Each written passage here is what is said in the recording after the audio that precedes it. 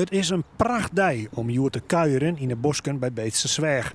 Om het voor elk veilig te houden in het bos, maar er liep wel een soort gebeuren. Ja, prachtig. Mooi waar natuurlijk nou. Maar het is wel drassig en protesteren BM met er lezen bloot. Ja, dat heeft toch wel te maken met dat onderhoud wat eigenlijk nodig is, maar wat heel kostbaar is. Want we hebben het hier over een gigantisch padenstelsel. Het onderhouden van die paden en het bos kost het geld.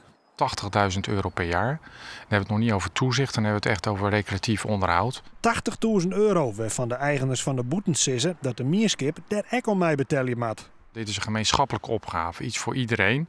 Mensen die hier wonen, die hier recreëren, niet alleen van de eigenaar. In principe zo zei ze, ja, let de gemeente maar wat mij betaalt is, betaal ik voor andere dingen. Dus waarom net voor uw mooie natuur? Dan zie je dat natuurlijk ergens geld bij komen en dat het maar ook gewoon een beetje opbrengen. Dan wil ik best wel €1 doneren daarvoor. Maar ik begrijp ook wel dat het voor sommige mensen een groep zwierwijs is als ze altijd tagong hebben moeten in het bos.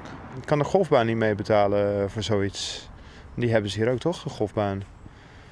Ja, ik weet het niet. En stel nou dat de eigenaars zeggen van, nou ja, misschien moeten de beziekers wat betalen. €1 intree. Nou, dan komen ze net meer. En lokkig hoeft deze vrouw daar ook net benauwd van te wezen. Want tagongspoortjes en een stek komen er voorlopig net in Beetse Zwerg. Er zijn maar een paar plekken in Nederland waar dat zo is. En dat zijn de eigenaren zeker niet van plan. We denken ook, we willen ook graag dat mensen hier kunnen genieten. Dat ze hier gewoon kunnen recreëren. Mits we maar inzien dat zeg maar het onderhoud ervan echt iets is van ons allemaal. Dus kennen we nog gewoon met alle leefde vergees genietje van dit bos.